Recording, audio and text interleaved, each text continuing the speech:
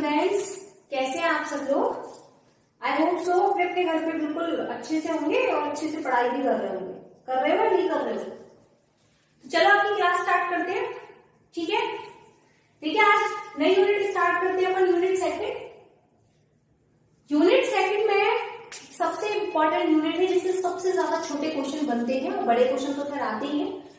तो सबसे पहला आता है आपका फोटोसिंथेसिस, प्रकाश संश्लेषण। मुझे बताने की जरूरत नहीं है, शायद हर किसी को पता है प्रकाश संश्लेषण क्या होता है। पादपों में पाई जाने वाली पत्तियों के द्वारा सूर्य के प्रकाश की उपस्थिति में, क्लोरोफिल की उपस्थिति में भोजन का क्या करना, निर्माण करना, क्या कहलाता है आपका प्रकाश संश्लेषण। एक रिएक्शन देखिए, बचपन से पढ़ते आ रहे, 6 CO2 + 12 H2O इज डायरेक्टली मतलब इज प्रोडक्ट जो बनाता है वो है आपका ग्लूकोज, ऑक्सीजन गैस और एक आपका वाटर। ठीक है, देखिए जब मैंने आपको बताया था कि पत्तियों में रंध्र पाए जाते हैं, रंध्रों की उपस्थिति में पत्तियां क्या करती हैं, श्वसन प्रकाश संश्लेषण के दौरान CO2 गैस लेती है। तो CO2 गैस और पानी की उपस्थिति में जो पत्तियां होती हैं वो सनलाइट या सूर्य प्रकाश को कौन सी ऊर्जा में परिवर्तित कर देती है, रासायनिक ऊर्जा में, और किसकी प्रेजेंट में, क्लोरोफिल बंडल की उपस्थिति में। तो क्या क्या बनाती है आपका, ग्लूकोज बनाती है, कौन सी गैस एनवायरमेंट में रिलीज करती है, ऑक्सीजन, और साथ में कुछ पानी की मात्रा भी रिलीज करती है। ठीक है, ये बिल्कुल इक्वेशन है आपकी फोटोसिंथेसिस की। अब देखिए प्लांट्स में फोटोसिंथेसिस कहाँ होता है, जैसे हमको सबको पता है पत्तियों में, लेकिन पत्तियों में भी किसमें होता है, पत्तियों में एक कोशिकाएं पाई जाती है, उनको बोलते हैं अपन मीजोफिल कोशिकाएं। ठीक है, मीजोफिल कोशिकाएं या पर्णमध्योतक कोशिकाएं, और पर्णमध्योतक कोशिकाओं में भी कौन सा भाग आपका, क्लोरोप्लास्ट, जिसके अंदर कौन पाया जाता है आपका फोटोसिंथेसिस। ठीक है, तो पादप कोशिकाओं की, पत्तियों की मीजोफिल कोशिकाओं के क्लोरोप्लास्ट में प्रकाश संश्लेषण की क्रिया पाई जाती है। अब देखिए क्लोरोप्लास्ट की स्ट्रक्चर मैंने यहाँ बना रखी है, आप लोग फर्स्ट ईयर में अच्छे से पढ़कर आए। क्लोरोप्लास्ट जो है दोहरी झिल्ली युक्त कोशिकांग होता है, जिसकी सबसे बाहरी परत हो गई आउटर मेम्ब्रेन और अंदर वाली परत कौन सी हो गई, इसकी इनर मेम्ब्रेन। ठीक है, जब अपन क्लोरोप्लास्ट की स्ट्रक्चर देखते हैं तो इसका जो तरल भाग होता है, जिसमें सारे कोशिकांग डूबे हुए रहते हैं, इस तरल भाग को अपन क्या बोलते हैं, अपन स्ट्रोमा। साथ ही इसमें सिक्के जैसी संरचना हमको देखने को मिलती है। इसे एक पर्टिकुलर सिक्के को अपन क्या बोलते हैं, थाइलेकॉइड, जो कि प्रकाश संश्लेषण की क्रिया में भाग लेता है। और बहुत सारे थाइलेकॉइड जो सिक्कों के रूप में, ढेर के रूप में एक दूसरे के ऊपर अरेंज हो जाते हैं, तो वो एक बंडल नुमा संरचना का निर्माण करते हैं, जिसको अपन क्या बोलते हैं, ग्रेनम।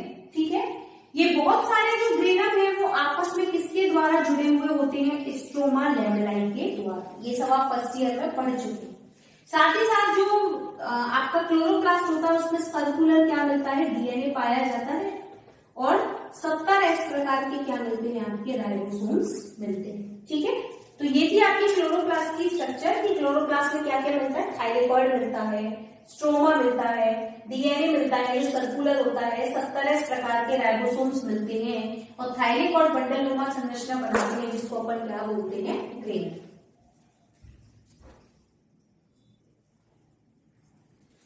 आगे देखिए फोटोसिंथेसिस करने के लिए हमें वर्णक की जरूरत होती है, पिगमेंट्स की। अब वर्णक क्या होते हैं, ऐसे कार्बनिक पदार्थ जो भिन्न भिन्न तरंग दैर्ध्य के प्रकाश को क्या करते हैं, अवशोषित करते हैं, जो कि फोटोसिंथेसिस के लिए क्या होता है, जरूरी होता है, उन्हें अपन क्या बोलते हैं, वर्णक। ठीक है, सबसे पहले वर्णक जो अपन पढ़ते हैं क्लोरोफिल, ऐसे वर्णक जो पत्तियों को हरा रंग प्रदान करते हैं। अब देखिए 5 प्रकार के होते हैं, chlorophyll A, chlorophyll B, chlorophyll C, chlorophyll D और क्लोरोफिल ई।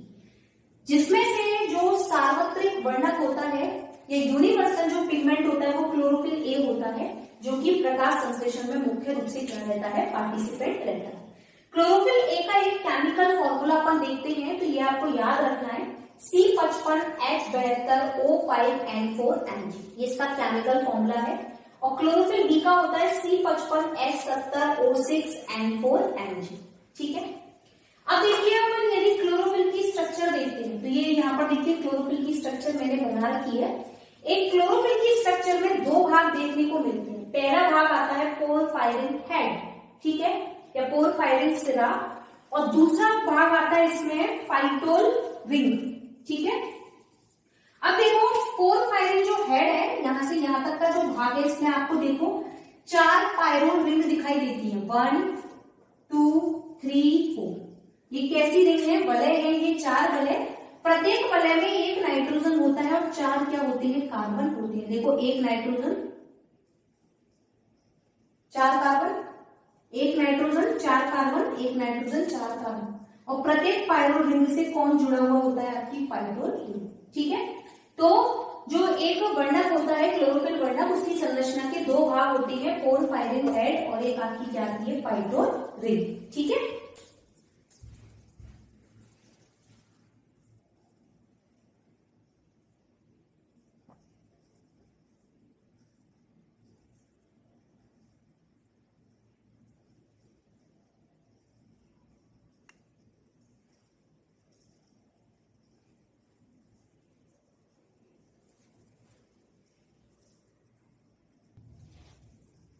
नेक्स्ट देखिए, क्लोरोफिल के बाद आती है कैरोटीनॉइड्स। कैरोटीनॉइड्स कैसे होते हैं? सहायक वर्णक होते हैं जो भिन्न भिन्न तरंगदैर्घ्य के प्रकाश को अवशोषित करके क्लोरोफिल को क्या कर देते हैं? ट्रांसफर कर देते हैं। इसमें कुछ कैरोटीन्स आते हैं जो फल एवं पुष्पों को नारंगी रंग प्रदान करते हैं, जैसे अल्फा कैरोटीन, बीटा कैरोटीन। कुछ जैंतोफिल वर्णक भी आते हैं, और जैंतोफिल वर्णक को ऑक्सीकृत कैरोटीन्स भी अपन कह सकते हैं, जो फल एवं पुष्पों को या तो भूरा या पीला कलर क्या देते हैं? प्रोवाइड कराते हैं, ठीक है। साथ ही ये जैंतोफिल या कैरोटीन वर्णक ऐसे सहायक वर्णक होते हैं जो क्लोरोफिल वर्णक को प्रकाश शोषण से या फोटो ऑक्सीडेशन से क्या करते हैं? प्रोटेक्शन देते हैं।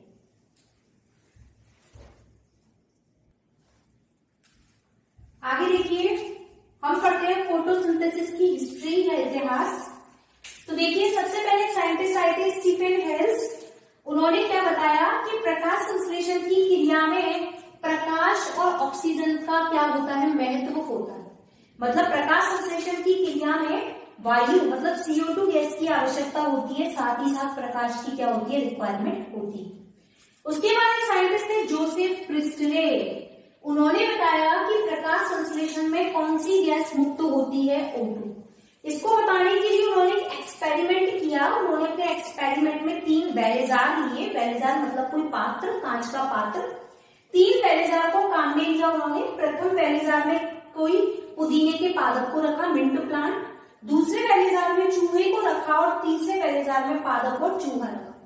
तीनों बैलेजार पर जब सनलाइट पड़ती है, सूर्य का प्रकाश पड़ता है, तो देखिए कुछ टाइम के बाद पहले वाले बैलेजार में पाया जाने वाला प्लांट क्या हो जाता है? मर जाता है। दूसरे बैलेजार में जो चूहा था वो भी क्या हो जाता है? मर जाता है। लेकिन तीसरे बैलेजार में चूहा और ये दोनों की दोनों कैसे रहते हैं? अलाइव रहते हैं, आपकी जिंदा रहते हैं, ठीक है। तो उनका कारण क्या था? देखिए, यहाँ पर प्लांट को फोटोसिंथेसिस करने के लिए सनलाइट तो मिली, लेकिन क्या CO2 गैस मिली? नहीं मिली, जिसके कारण वह फोटोसिंथेसिस नहीं कर सके और कुछ टाइम के बाद मर गया। यहाँ जो चूहा है वो श्वसन के दौरान CO2 गैस छोड़ता है, लेकिन श्वसन के लिए उसको ऑक्सीजन गैस नहीं मिलती, इसलिए वो मर जाता है। लेकिन तीसरे बैलेजार में पादप जो है वो चूहा जब श्वसन करता है तो कौन सी गैस छोड़ता है? CO2, जिसको कौन काम में लेता है? प्लांट, और क्या करता है? फोटोसिंथेसिस, सनलाइट की प्रेजेंस में। और बदले में प्लांट फोटोसिंथेसिस करके कौन सी गैस मुक्त करेगा? O2, जिसको कौन लेता है? चूहा, और चूहा क्या रहता है? श्वसन करता है और जिंदा रहता है, ठीक है। तो ये था आपका जोसेफ प्रिस्टले का आपका एक एक्सपेरिमेंट। तीसरा आता है आपका रूमेन, कामेन व हसन। 3 साइंटिस्ट थे, रूमेन, कामेन व हसन। इन्होंने देखिए क्या बताया?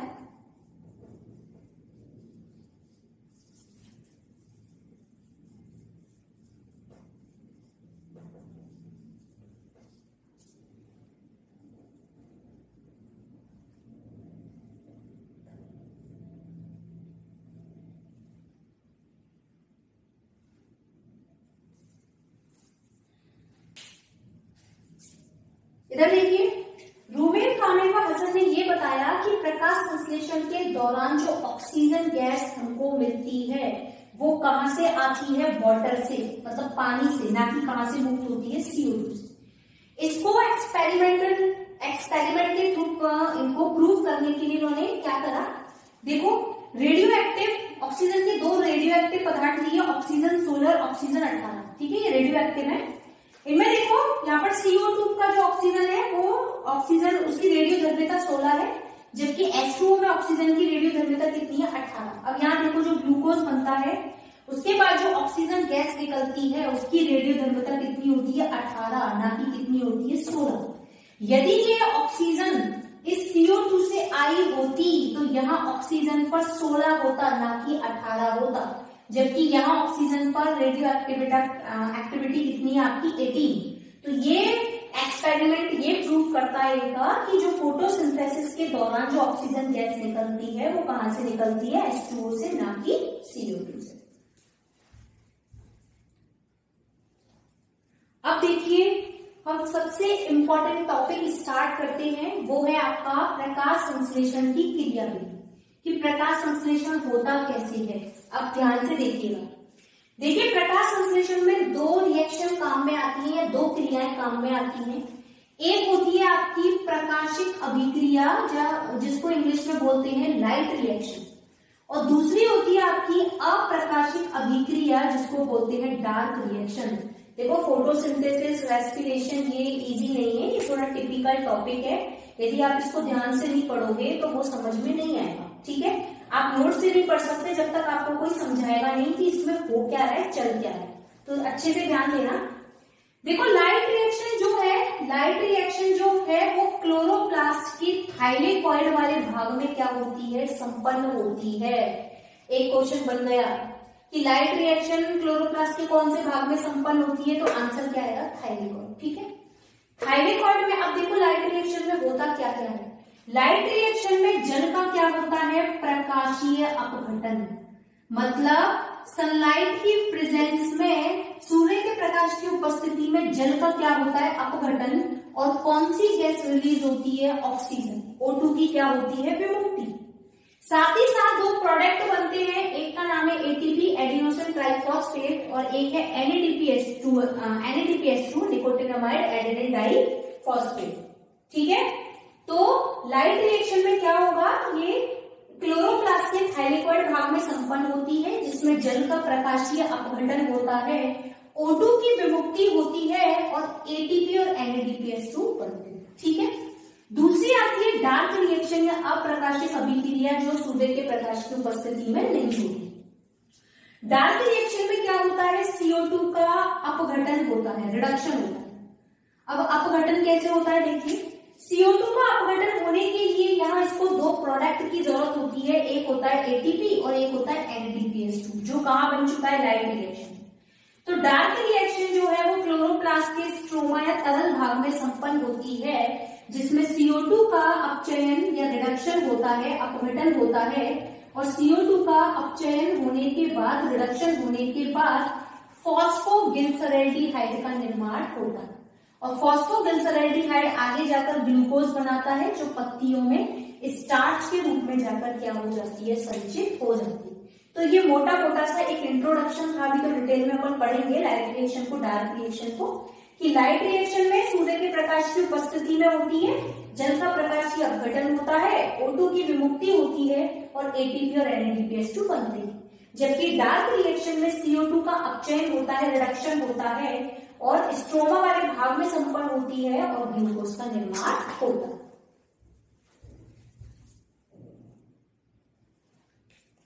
अब देखिए हम लाइट रिएक्शन स्टार्ट करते हैं। लाइट रिएक्शन स्टार्ट करने से पहले एक टॉपिक आपको मैं पढ़ाती हूँ, LHC। LHC मतलब होता है लाइट हार्वेस्टिंग कॉम्प्लेक्स, ठीक है। देखिए ये क्या होता है, लाइट हार्वेस्टिंग कॉम्प्लेक्स के 2 भाग होते हैं, एक होता है रिएक्शन सेंटर और एक आता है एंटीना कॉम्प्लेक्स। इसको एज इट इज इंग्लिश में याद करना है आपको। तो एंटीना कॉम्प्लेक्स जो है उसमें कौन पाए जाते हैं, आपके सहायक वर्णक, और सहायक वर्णक किसमें मदद करते हैं, जो भिन्न भिन्न तरंग दैर्ध्य के प्रकाश को अवशोषित करते हैं, ठीक है। तो सबसे पहले रिएक्शन सेंटर देखते हैं। पाया जाता है, एक अणु पाया जाता है जो कि लाइट रिएक्शन के लिए सबसे पहले इलेक्ट्रॉन को क्या करता है, अवशोषित करता है या इलेक्ट्रॉन प्रदान करता है। ठीक है, तो रिएक्शन सेंटर में कौन मिलता है, क्लोरोफिल ए अणु मिलता है, जबकि एंटीना कॉम्प्लेक्स में क्या पाए जाते हैं, सहायक वर्णक पाए जाते हैं जो भिन्न भिन्न तरंग दैर्ध्य के प्रकाश को अवशोषित करके रिएक्शन सेंटर के क्लोरोफिल ए को प्रदान कर देते हैं। तो ये था आपका एलएचसी। एलएचसी में कौन कौन से दो सेंटर हो गए, रिएक्शन सेंटर और एक आपका एंटीना कॉम्प्लेक्स।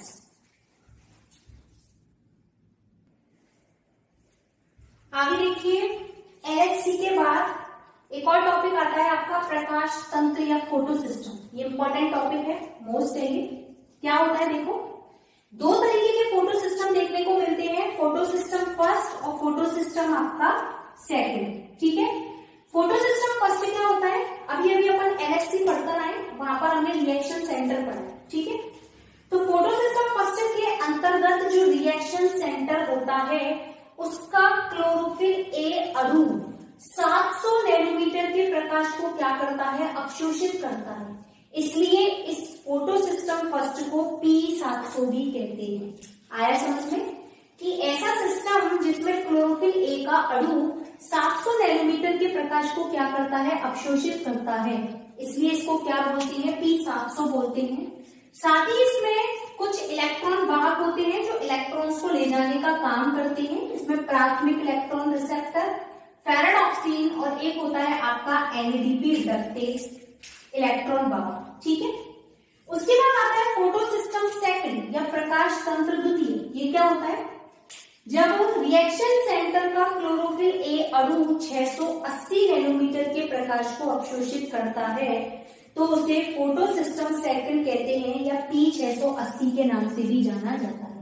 यदि आप एलएचसी नहीं पढ़ते तो आपको ये समझ में नहीं आता कि ये क्लोरोफिल ए कहां से है। अब देखो इसमें कुछ इलेक्ट्रॉन वाहक होते हैं, सबसे पहला आता है इसमें पीओ5। एक और चीज, ये क्रम से होते हैं, याद रखना, इनको ऊपर नीचे नहीं कर सकते।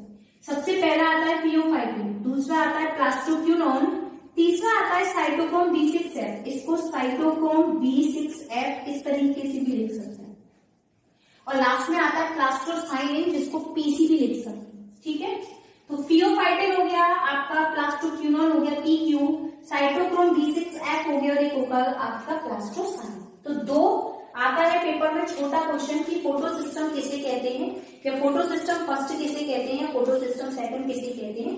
फोटो सिस्टम को हिंदी में बोलते हैं प्रकाश तंत्र। ठीक है, तो ये दो फोटो सिस्टम है आपके।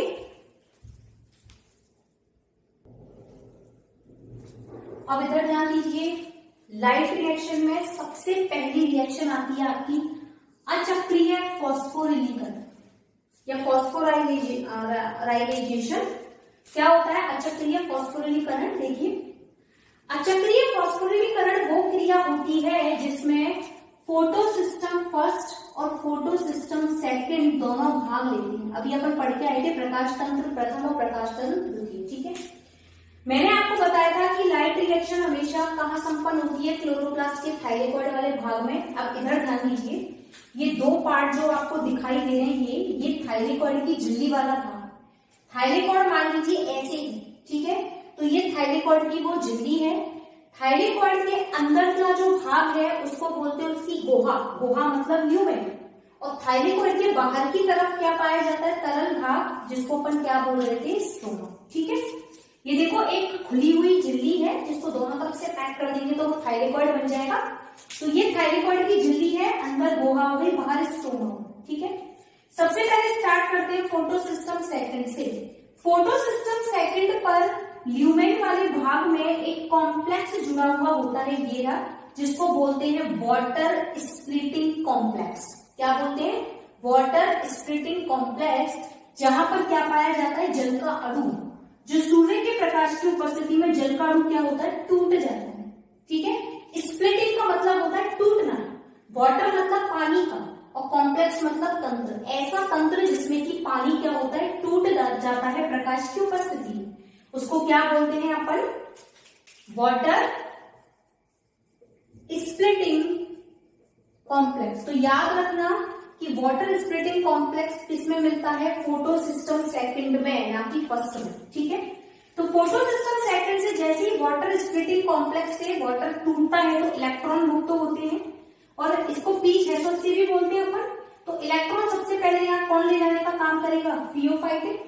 फियोफाइटिन के बाद कौन काम करता है? Plastoquinone, PQ. ठीक है, पीक्यू इलेक्ट्रॉन लेने के बाद PqS2 में भी कन्वर्ट हो जाता है। अब प्लास्टोक्यूनॉन से ये इलेक्ट्रॉन कौन लेता है? Cytochrome B6F। साइटोक्रोम B6F का एक और काम है, ये क्या करता है? यहाँ पर स्ट्रोमा वाले भाग से थाइरोइड की ल्यूमेन वाले भाग में हाइड्रोजन आयंस को क्या करता है? प्रोटॉन्स को लगातार क्या करता है? मूव करवाता है या भेजता है। ठीक है, फिर साइटोक्रोम B6F से इलेक्ट्रॉन कौन लेगा? प्लास्टोसाइनिन PC, जो भी हम पढ़ के आए थे। ठीक है, अब PC प्लास्टोसाइनिन वो भाग होता है जो फोटोसिस्टम सेकेंड और फोटोसिस्टम फर्स्ट को आपस में जोड़ता है। तो क्वेश्चन बनता है कि फोटोसिस्टम सेकेंड और फर्स्ट को आपस में कौन सा इलेक्ट्रॉन वाहक जोड़ता है? तो आंसर क्या आएगा? PC। ठीक है, प्लास्टोसाइनिन। अब प्लास्टोसाइनिन से इलेक्ट्रॉन किसके पास जाता है? P700 के पास जाता है, मतलब फोटोसिस्टम फर्स्ट के पास जाता है। वो अपना इलेक्ट्रॉन किसको देता है? प्राथमिक इलेक्ट्रॉन ग्राही। उसके बाद फेराडॉक्सिन, और फेराडॉक्सिन के बाद अंत में किसको मिलता है? NADPH+, जो इलेक्ट्रॉन लेने के बाद किसमें चेंज हो जाता है? NADPH2। ठीक है, अब देखो यहां जितने भी इलेक्ट्रॉन वाहक हैं उनको अपने रिडॉक्स पोटेंशियल, ठीक है, अपने विभव के आधार पर यदि व्यवस्थित किया जाता है तो एक जेड या जिग जैग संरचना बनती है, जेड लाइक स्ट्रक्चर बनती है। आप देख सकते हैं, यहां से स्टार्ट करें, यहां से जेड लाइक संरचना बनती है, इसको अपन बोलते हैं जेड स्कीम। क्या बोलेंगे इसको? Z scheme. अब आता है जेड स्कीम क्या होता है? तो जेड स्कीम की परिभाषा कैसे देंगे?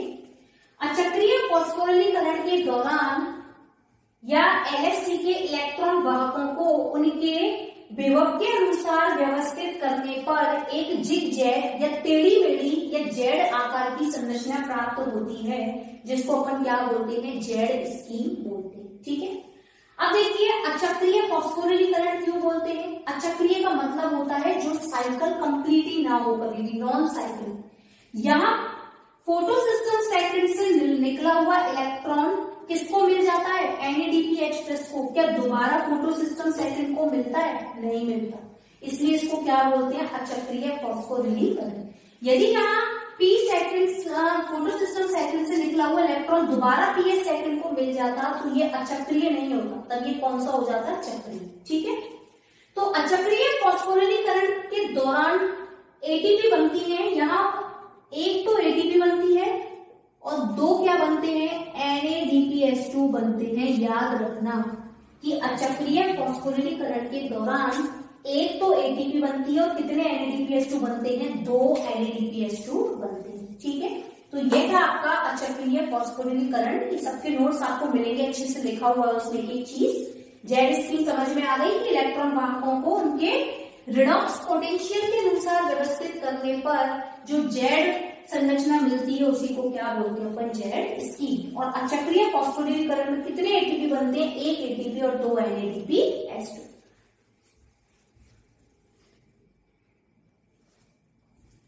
इसके बाद देखिए चक्रीय फास्फोरिलीकरण। चक्रीय मतलब ऐसा फास्फोरिलीकरण जो एक साइकिल के रूप में मिलता है, लेकिन यहाँ केवल कौन सा फोटोसिस्टम भाग लेता है? Photosystem first. देखो उधर, ये फोटोसिस्टम फर्स्ट है, प्रकाश तंत्र फर्स्ट है, जिसको जैसे ही वो सनलाइट लेता है तो सूर्य के प्रकाश की उपस्थिति में यहाँ इलेक्ट्रॉन निकलते हैं। इलेक्ट्रॉन क्लोरोफिल ए अणु सबसे पहले इलेक्ट्रॉन लेगा। ठीक है, इसको P700 भी कह सकते हैं, क्योंकि क्लोरोफिल कितने नैनोमीटर के प्रकाश को अवशोषित करता है? 700 नैनोमीटर। यहाँ प्राथमिक इलेक्ट्रॉन ग्राही लेगा सबसे पहले इलेक्ट्रॉन, या इसको आयरन सल्फर प्रोटीन भी कह सकते हैं। उसके बाद कौन लेगा इलेक्ट्रॉन? फेराडॉक्सिन। फेराडॉक्सिन के बाद इलेक्ट्रॉन लेता है साइटोक्रोम B6F। याद रखना, ठीक है, साइटोक्रोम B6F लेकिन फोटोसिस्टम सेकेंड का इलेक्ट्रॉन वाहक है, ना कि फोटोसिस्टम फर्स्ट का। साइटोक्रोम B6F के बाद इलेक्ट्रॉन कौन लेता है? प्लास्टोसाइनिन। और प्लास्टोसाइनिन दोबारा इस इलेक्ट्रॉन को किसको दिला देता है? PS first. मतलब फोटोसिस्टम फर्स्ट से निकला हुआ इलेक्ट्रॉन दोबारा किसको मिल जाता है? फोटोसिस्टम फर्स्ट को।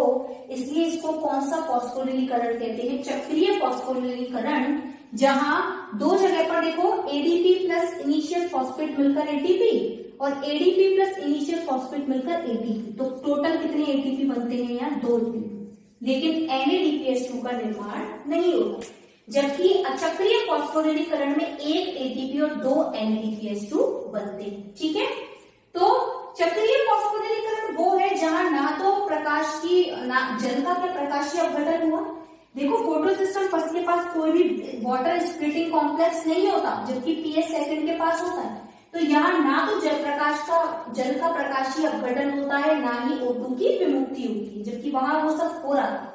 और चक्रीय फॉस्फोरिलीकरण में टोटल कितने एटीपी बनते हैं? 2 एटीपी, लेकिन NADPH2 का निर्माण नहीं होता, क्योंकि यहाँ PS फर्स्ट से निकला हुआ इलेक्ट्रॉन दोबारा से किसको मिल जाता है? PS first. देखो ये बहुत इजी तरीके से मैं समझा रही हूँ, बुक से यदि आप इसको पढ़ना चाहो तो समझ में नहीं आता है, बहुत वहां टिपिकल मेथड में इसकी थ्योरी में दिया हुआ है। ठीक है, तो इसको मिस मत करना, अच्छे से इसको ध्यान से पढ़ना। ठीक है, तो देखिए ये हो गई आपकी पूरी की पूरी light reaction complete. Light reaction में 2 पार्ट थे आपके, अचक्रीय फॉस्फोरिलीकरण और एक आपका चक्रीय फॉस्फोरिलीकरण। अब देखिए अचक्रीय फॉस्फोरिलीकरण, एक बार मैं मिटा दूं इसको थोड़ा सा। अचक्रीय फॉस्फोरिलीकरण में टोटल क्या क्या बन रहा था? 1 तो एटीपी और 2 NADPH2 बन रहे थे या नहीं? और चक्रीय फॉस्फोरिलीकरण में टोटल कितने एटीपी बन रहे थे? 2 एटीपी। मतलब चक्रीय और अचक्रीय दोनों की क्रियाओं को मिलाए तो टोटल कितने एटीपी बनते हैं? 3 एटीपी और 2 NADPH2। ठीक है, याद रखना कि कितने बनते हैं? 3 एटीपी और 2 NADPH2। ठीक है, अब आगे देखिए, एक हमको पता है 6CO2 प्लस 12H2O, मतलब हमको कितने CO2 का अपचयन कराना है? 6 CO2 का कराना है, नहीं कराना। और एक CO2 के अपचयन के लिए 3 तो एटीपी चाहिए होते हैं और 2 NADPH2 की रिक्वायरमेंट होती है। तो अब आप अपनी मैथ्स लगाओ कि 6 CO2 के अपचयन के लिए टोटल कितने एटीपी चाहिए? 18 तो एटीपी और 12 NADPH2।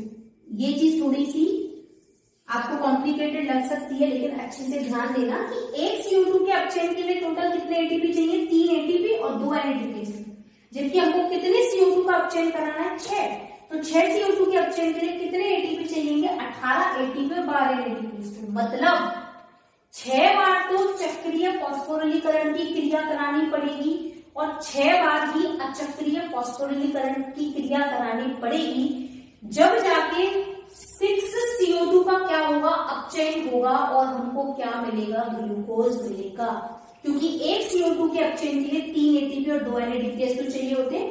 ये 3 एटीपी और 2 NADPH2 एक चक्रीय और एक अचक्रीय से प्राप्त हो, जबकि 6CO2 के अपचयन के लिए हमको 18 एटीपी और 12 NADPH2 चाहिए। तो मतलब 6 बार तो चक्रीय फॉस्फोरिलीकरण और 6 बार ही क्या होगा? अचक्रीय फॉस्फोरिलीकरण। मेरा मतलब ये है कि यदि आप 6 बार अचक्रीय फॉस्फोरिलीकरण कराएंगे तो 6 एटीपी बनेगी और 12 NADPH2 बनेंगे या नहीं बनेंगे? और 6 बार जब आप चक्रीय कराओगे तो कितने एटीपी बनेंगे? 12 एटीपी बनेंगे। जब इनको आप टोटल करोगे तो टोटल कितने हो गए? 18 एटीपी प्लस 12 NADPH2, जो हमको 6CO2 के अपचयन के लिए क्या होती है? जरूरत होती है। ठीक है, तो ये आपकी लाइट रिएक्शन कंप्लीट है।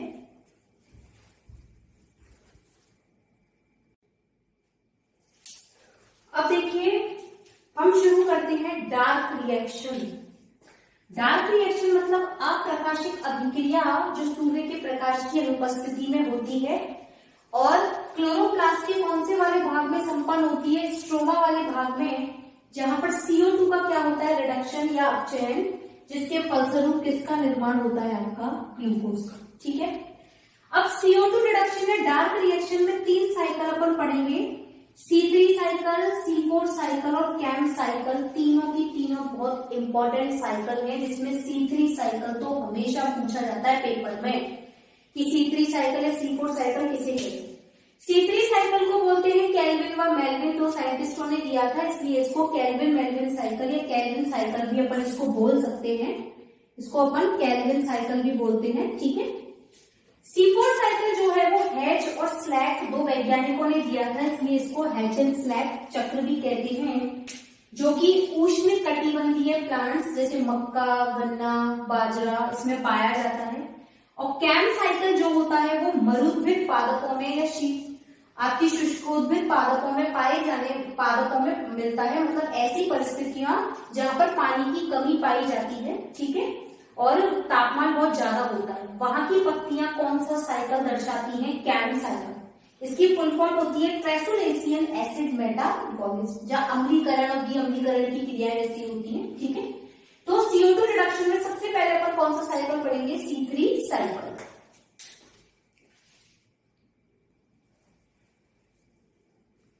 तो देखिए सबसे पहले C3 साइकिल स्टार्ट करते हैं, इसको केल्विन साइकिल भी बोलते हैं। इसके 3 पद होते हैं, कार्बोक्सिलीकरण, अपचयन और तीसरा आता है पुनर्जनन या पुनर्निर्माण। अब देखो क्या होता है, C3 साइकिल में सबसे पहले जो पत्तियां हैं वो CO2 की क्रिया किससे करती हैं? RUBP से करती हैं। RUBP का मतलब होता है राइबोलोज बिसफॉस्फेट। क्या होता है आपका RUBP? RUBP होता है आपका राइबोलोज बिसफॉस्फेट, जो कि 5 कार्बन युक्त होता है। तो सबसे पहले CO2 RUBP के साथ क्रिया करती है, और क्रिया करने के लिए कौन सा एंजाइम काम में लेती है? Rubisco enzyme. राइबोलोज bisphosphate carboxylase oxygenase, ये इसका पूरा नाम है, राइबोलोज बिसफॉस्फेट कार्बोक्सिलेज ऑक्सीजनेज, ठीक है। तो सबसे पहले CO2 का RUBP की उपस्थिति में कार्बोक्सिलीकरण होता है, कार्बोक्सिलेशन होता है, जिसके फलस्वरूप 3 कार्बन युक्त फॉस्फोग्लिसरिक एसिड का निर्माण होता है, जो C3 साइकिल का प्रथम स्थायी उत्पाद है। इसलिए C3 साइकिल को क्या कहते हैं? C3 cycle. क्यों? क्योंकि इसमें प्रथम स्थायी उत्पाद कितने कार्बन युक्त होता है? 3 कार्बन युक्त, और जो क्या होता है? PGF। ये क्वेश्चन बनता है कि C3 साइकिल का प्रथम स्थायी उत्पाद क्या होता है? फॉस्फोग्लिसरिक एसिड, जिसमें कितने कार्बन पाए जाते हैं? 3 कार्बन, इसलिए इसको क्या बोलते हैं? C3 साइकिल, ठीक है। दूसरा प्रोसेस आता है रिडक्शन। अब फॉस्फोग्लिसरिक एसिड 2 ATP और 2 NADPH2 की उपस्थिति में जब इनका अपचयन होता है तो ये किसमें चेंज हो जाते हैं? फॉस्फोग्लिसरैल्डिहाइड। और ये फॉस्फोग्लिसरैल्डिहाइड आगे जाके क्या बनाता है? ग्लूकोज। अब साइकिल को कंप्लीट करना है हमें, तो फॉस्फोग्लिसरैल्डिहाइड एक ATP को काम में लेते हुए क्या करते हैं? रीजनरेशन करते हैं या पुनर्निर्माण करते हैं, किसका? RUBP का, राइबोलोज बिसफॉस्फेट का। मतलब यहां से स्टार्ट हुई, यहीं पर आकर खत्म हो।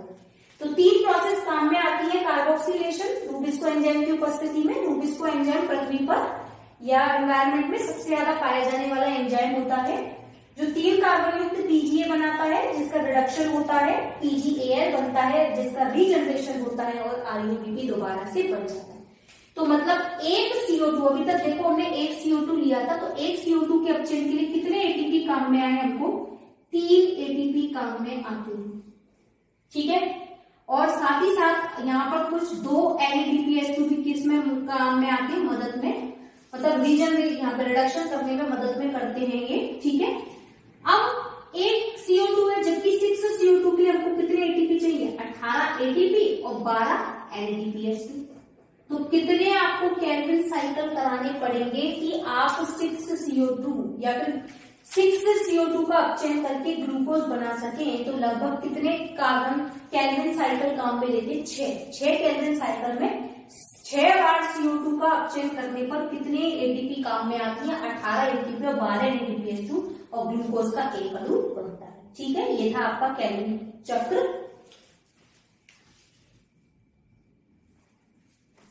नेक्स्ट आता है आपका C4 साइकिल, जिसको हैच एवं स्लैक साइकिल भी कहते हैं। जैसा मैंने आपको बताया था, हैच और स्लैक वैज्ञानिकों ने दिया था, ठीक है। अब देखिए, कुछ उष्ण कटिबंधीय पादप जो हैं वो अधिक उत्पादन करने के लिए और जल की हानि को रोकने के लिए C4 साइकिल को प्रदर्शित करते हैं। जैसे मक्का, गन्ना, ज्वार, बाजरा, इनमें कौन सा साइकिल पाया जाता है? C4 साइकिल, ठीक है। साथ ही साथ यहाँ की जो पत्तियां हैं उनमें कोशिकाओं की एक विशेष व्यवस्था पाई जाती है, जिसको बोलते हैं अपन क्रांच एनाटॉमी। ये इंपॉर्टेंट नोट, आपका इंपॉर्टेंट पॉइंट है इसका कि क्रांच एनाटॉमी केवल कौन से प्लांट्स में मिलती है? C4 पादपों में, जहां पत्तियों में कोशिकाओं की एक विशेष व्यवस्था पाई जाती है। देखिए कैसे, मैंने आपको बताया जो C3 पादप हैं उनमें जो पत्तियां हैं, पत्तियों की केवल मेसोफिल कोशिकाओं में क्या पाया जाता है? फोटोसिंथेसिस। लेकिन यहाँ पर जो संवहन ऊतक है जाइलम फ्लोएम, उनके बाहर एक मोटी भित्ति युक्त कोशिकाएं पाई जाती हैं जिनमें बड़े बड़े क्लोरोप्लास्ट उपस्थित होते हैं। उनको बोलते हैं फूलाच्छद कोशिका, या इंग्लिश में बोलते हैं बंडल शीट सेल। ठीक है, और फूलाच्छद कोशिकाओं के बाहर जो कोशिकाएं मिलती है उनको क्या बोलते हैं? मेसोफिल कोशिकाएं। जबकि C3 प्लांट्स में ऐसा कोई अरेंजमेंट नहीं होता, वहां केवल मेसोफिल कोशिकाओं में फोटोसिंथेसिस होता है, जबकि यहाँ फूलाच्छद कोशिका और मेसोफिल कोशिका दोनों ही फोटोसिंथेसिस में क्या करती हैं? पार्टिसिपेट करती हैं। तो यहाँ पर दो अलग अलग प्रकार के क्लोरोप्लास्ट मिलते हैं जिन्हें द्विरूपता, आपका क्लोरोप्लास्ट, द्विरूपी क्लोरोप्लास्ट या फिर डाइमॉर्फिज्म क्लोरोप्लास्ट कह सकते हैं, जो केवल किस में देखने को मिलते हैं? आपके C4 प्लांट्स में। तो क्रांच एनाटॉमी किस प्लांट्स में मिलती है? केवल C4 प्लांट्स में, जहां संवहन ऊतक के चारों तरफ फूलाच्छद कोशिकाएं मोटी भित्ति युक्त, और उसके बाहर कौन सी कोशिकाएं मिलती हैं? मेसोफिल कोशिकाएं पाई जाती हैं। ये देखिए आपका C4 साइकिल, दो कोशिकाएं मैंने बनाई हैं, सबसे ऊपर मेसोफिल कोशिकाएं और नीचे है फूलाच्छद कोशिकाएं, और इन दोनों कोशिकाओं के बीच में पाए जाते हैं प्लाज्मोडेस्माटा, जो कि इन दोनों को आपस में क्या करते हैं? पदार्थों के आदान प्रदान में मदद करते हैं, छिद्रनुमा संरचना होती है। तो सबसे पहले मेसोफिल कोशिकाओं में देखिए, यहाँ एक CO2 अणु है जो अब की बार RUBP से क्रिया नहीं करता, बल्कि 3 कार्बन युक्त फॉस्फोइनोल पाइरुवेट से क्रिया करता है। फॉस्फोइनोल पाइरुवेट, और कौन से एंजाइम की उपस्थिति में? फॉस्फोइनोल पाइरुवेट कार्बोक्सीजनेज या पैक्टेज एंजाइम भी बोलते हैं, उसकी उपस्थिति में क्रिया करके 4 कार्बन युक्त क्या बनाता है? OAA। OAA का मतलब है ऑक्जेलो एसिटिक एसिड, जो कितने कार्बन युक्त होता है? 4 कार्बन युक्त, इसलिए इसको कौन सा साइकिल बोलते हैं? C4 cycle. मतलब C4 साइकिल का प्रथम स्थायी उत्पाद क्या होता है? ऑक्जेलो एसिटिक एसिड। ठीक है, अब इस 4 कार्बन युक्त ऑक्जेलो एसिटिक एसिड का जो डिहाइड्रोजिनेशन होता है या विहाइड्रोजनीकरण, तो NADPH2 इलेक्ट्रॉन डोनेट करेगा, और इलेक्ट्रॉन मतलब उसमें से इलेक्ट्रॉन जब निकल जाएंगे तो यहाँ OAA को जब इलेक्ट्रॉन मिलते हैं तो वो किसमें चेंज हो जाता है? मैलिक एसिड में। ठीक है, अब ये मैलिक एसिड इस प्लाज्मोडेस्माटा को क्रॉस करके कौन सी कोशिकाओं में जाता है? फूलाच्छद कोशिकाओं। और फूलाच्छद कोशिकाओं में इस मैलिक एसिड का क्या होता है? डीकार्बोक्सिलेशन या विकार्बोक्सीकरण, मतलब एक CO2 इसमें से बाहर निकल जाती है। अब ये जो CO2 बाहर निकलती है वो रूबिस्को एंजाइम की उपस्थिति में कौन से साइकिल में प्रवेश करती है? C3 साइकिल, और क्या बना लेती है? आपका ग्लूकोज। मतलब रूबिस्को एंजाइम केवल कौन सी कोशिकाओं में मिलता है? C4 साइकिल में फूलाच्छद कोशिकाओं में, ना कि किसमें मिलता है? मेसोफिल कोशिकाओं। जबकि पैक्टेज एंजाइम केवल किसमें मिलता है? मेसोफिल कोशिकाओं में, ना कि फूलाच्छद कोशिकाओं। ठीक है, अब मैलिक एसिड है वो 3 कार्बन युक्त पाइरुवेट, या अपन इसको पाइरुविक अम्ल भी कह सकते हैं, पाइरुविक एसिड में चेंज हो जाता है। अब ये पाइरुवेट प्लाज्मोडेस्माटा को क्रॉस करके दोबारा से मेसोफिल कोशिकाओं में जाता है, और PPDK फॉस्फोइनोल पाइरुवेट डाइकाइनेज, ठीक है, फॉस्फोइनोल पाइरुवेट डाइकाइनेज PPDK एंजाइम की उपस्थिति में दोबारा से किसमें चेंज हो जाता है? आपका पैक में, फॉस्फोइनोल पाइरुवेट के अंतर्गत फॉस्फोइनोल पाइरुवेट या फॉस्फोपाइरुवेट डाइकाइनेज एंजाइम की उपस्थिति में दोबारा क्या बना लेता है? आपका पैप या फॉस्फोइनोल पाइरुवेट। ठीक है, तो ये था आपका C4 साइकिल, जो 2 कोशिकाओं में संपन्न होता है, मेसोफिल और फूलाच्छद कोशिकाओं में, जहां पर C4 साइकिल का प्रथम स्थायी उत्पाद ऑक्जेलो एसिटिक एसिड होता है, जो 4 कार्बन युक्त होता है, इसलिए इस साइकिल को कौन सा साइकिल बोलते हैं अपन, C4 साइकिल कहते हैं, ठीक है। जबकि अब एक इंपॉर्टेंट पॉइंट, यहाँ एक CO2 के अपचयन के लिए 5 ATP और 2 NADPH2 की रिक्वायरमेंट होती है, जबकि अभी अपन पढ़ के आए थे कि C3 साइकिल में एक CO2 के अपचयन के लिए 3 ATP की आवश्यकता होती है। तो टोटल एक CO2 के लिए ये है, तो 6 CO2 के लिए कितनी चाहिएगी आपको, 30 ATP और 12 NADPH2। याद रखना कि C3 साइकिल में एक CO2 के अपचयन के लिए 3 ATP और 12 NADPH2, तो 6 CO2 के अपचयन के लिए 18 ATP और 12 NADPH2 जरूरत होती है। जबकि C4 साइकिल में एक CO2 के अपचयन के लिए 5 ATP और 2 NADPH2, मतलब 6 CO2 के लिए 30 ATP और 12 NADPH2 की रिक्वायरमेंट होती है। कौन से प्लांट्स में मिलता है, उष्ण कटिबंधीय पादपों में, और कौन सी एनाटोमी पाई जाती है, क्रांच एनाटोमी, ठीक है। ये है आपका C4 साइकिल। अब देखिए नेक्स्ट आता है आपका कैम साइकिल या क्रेसुलेशियन एसिड मेटाबॉलिज्म। ये मिलता है मरुद्भिद पादपों। देखिए मरुद्भिद पादपों में जल की हानि को रोकने और उत्पादन को अधिक बढ़ाने के लिए उनके पास एक स्पेसिफिक टाइप के रंध्र पाए जाते हैं, जिनको बोलते हैं तमो क्रियाशील रंध्र। इंग्लिश में बोलते हैं स्कोटो एक्टिव स्टोमेटा। ये ऐसे रंध्र होते हैं जो रात के समय तो खुले हुए रहते हैं और दिन के समय क्या रहते हैं, बंद रहते हैं। देखो दिन के समय हमें पता है कि सनलाइट बहुत ज्यादा होती है, तापमान बहुत ज्यादा होता है, तो वाष्पोत्सर्जन की दर भी क्या रहती है, ज्यादा होती है। तो यदि दिन में ये रंध्र खुलेंगे तो वाष्पोत्सर्जन बहुत ज्यादा होगा, तो पत्तियों में क्या होगी, पानी की कमी आ जाएगी।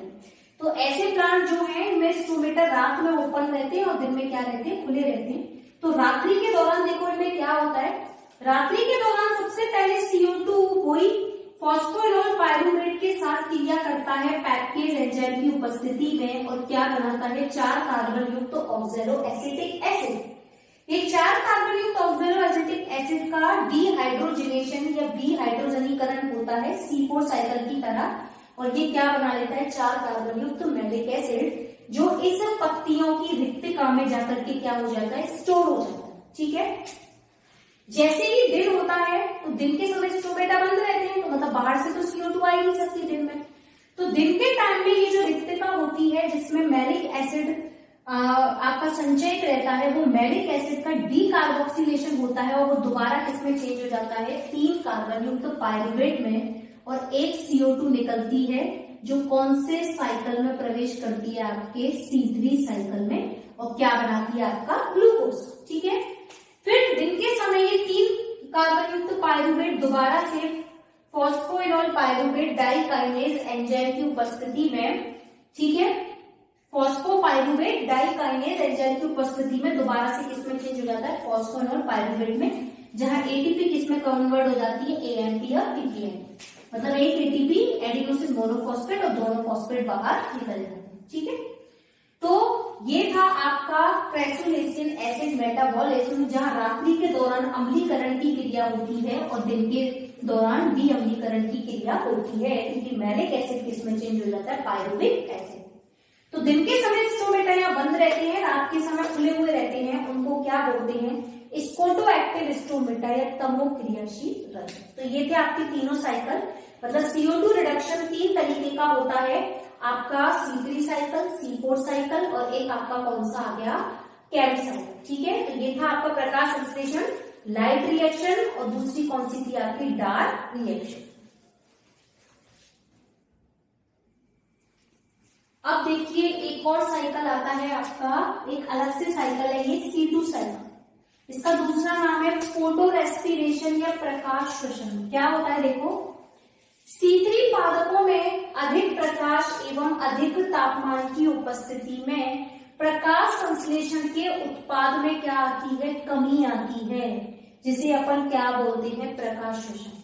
याद रखना प्रकाश श्वसन केवल कौन से प्लांट्स में पाया जाता है, C3 प्लांट्स में, क्योंकि C4 पादपों और कैम प्लांट्स में ये नहीं पाया जाता, वहां प्रकाश श्वसन की क्रिया को वो लोग संपन्न होने ही नहीं देते। लेकिन C3 प्लांट्स जैसे ही टेम्परेचर बढ़ता है या प्रकाश की मात्रा बहुत अधिक होती है, तो यहाँ प्रकाश संश्लेषण के उत्पाद में क्या आ जाती है, कमी आ जाती है। ठीक है, अब देखिए C2 साइकिल है वो 3 कोशिकांगों में संपन्न होता है, आपका क्लोरोप्लास्ट, पेरोक्सीसोम और एक आपका माइटोकॉन्ड्रिया। तो इधर देखो जब अधिक तापमान और अधिक प्रकाश की उपस्थिति होती है तो RuBP के प्रति CO2 की बंधुता कम हो जाती है और ऑक्सीजन की बंधुता बढ़ जाती है। अभी तक अपन पढ़ रहे थे कि RuBP किसके साथ क्रिया करता है, राइबोलोज बिस्फॉस्फेट CO2 के साथ, लेकिन अधिक प्रकाश और अधिक तापमान की उपस्थिति में ये किसके साथ क्रिया करता है, O2 के साथ। रूबिस्को एंजाइम की उपस्थिति में जिसके फलस्वरूप 3 कार्बन युक्त फॉस्फोग्लिसरिक एसिड तो बनते ही हैं, लेकिन इसके साथ ही साथ 2 कार्बन युक्त फॉस्फोग्लाइकोलेट भी बनता है। मतलब प्रोडक्ट में कमी आती है। देखिए किस तरीके से 2 कार्बन युक्त फॉस्फोग्लाइकोलेट चेंज हो जाता है आपका ग्लाइकोलेट में। अब ये जो ग्लाइकोलेट है वो क्लोरोप्लास्ट से कहा चला जाता है, पेरोक्सीसोम में, वहां जाकर ग्लाइकोलेट किसमें चेंज हो जाता है, ग्लाइऑक्सिलेट में। और ग्लाइऑक्सिलेट किसमें, अमीनो अम्ल में चेंज हो जाता है जिसका नाम है ग्लाइसिन। कितने कार्बन युक्त होता है, ये 2 कार्बन। अब ये 2 कार्बन युक्त ग्लाइसिन पेरोक्सीसोम से कहा चला जाता है, माइटोकॉन्ड्रिया में। और माइटोकॉन्ड्रिया में 2 कार्बन युक्त ग्लाइसिन के 2 अणु बनते हैं। तो देखिए टोटल कितने कार्बन हो गए, 4। इन 4 कार्बन युक्त ग्लाइसिन में से जब एक CO2 मॉलिक्यूल बाहर निकलता है तो कितने कार्बन बचे, 3। तो ग्लाइसिन किसमें चेंज हो जाता है, 3 कार्बन युक्त सीरीन, क्योंकि यहाँ पर जो 2 ग्लाइसिन के अणु थे उनका क्या होता है, डी कार्बोक्सिलेशन, और CO2 बाहर निकलती है तो 3 कार्बन सीरीन में चेंज हो जाता है। 3 कार्बन सीरीन दोबारा पेरोक्सीसोम में जाकर हाइड्रोक्सी पाइरुवेट बनाता है, जो कि किसमें चेंज हो जाता है, गिल्सरेट में। और गिल्सरेट दोबारा से क्लोरोप्लास्ट में पहुंचकर क्या बनाता है, 3 कार्बन युक्त PGA मतलब C3 साइकिल में एंटर करता है। अब यहाँ देखिए पूरे साइकिल के दौरान लगभग 75% कार्बन तो हमारा काम में आ जाता है ग्लूकोज बनाने में, लेकिन 25% कार्बन जो है वो माइटोकॉन्ड्रिया में CO2 के रूप में क्या होता है, आपका CO2 के रूप में उसकी हानि हो जाती है। ठीक है, तो प्रोडक्ट हमको 6 ग्लूकोज में 6 कार्बन चाहिए, तो हमको 75% तक तो कार्बन मिल जाता है, मतलब 75% कार्बन का रिडक्शन हो जाता है, लेकिन मात्र 25% कार्बन CO2 के रूप में क्या हो जाता है, उसकी हानि हो जाती है, लॉस हो जाता है, जिसके फलस्वरूप प्रकाश संश्लेषण के उत्पाद में क्या आ जाती है, कमी आ जाती है। तो C2 साइकिल वो है कि C3 प्लांट्स अधिक प्रकाश और अधिक तापमान की उपस्थिति में जब उनमें प्रकाश संश्लेषण की दर में कमी आ जाती है तो उसको प्रकाश शोषण कहते हैं, जहां RuBP और CO2 की तुलना में O2 के प्रति बंधुता ज्यादा शो करता है, जिसके फलस्वरूप 75% कार्बन काम में आता है, लेकिन 25% कार्बन CO2 के रूप में वेस्ट हो जाता है, जिससे फोटोसिंथेसिस के उत्पाद में कमी आती है। और ये क्रिया क्लोरोप्लास्ट, पेरोक्सीसोम और माइटोकॉन्ड्रिया में संपन्न होती है। ठीक है, तो ये था आपका फोटोसिंथेसिस कंप्लीट, जिसमें लाइट रिएक्शन, डार्क रिएक्शन में C3 cycle, C4 cycle, cam cycle और ये आपका अलग से C2 साइकिल। ठीक है, थैंक यू।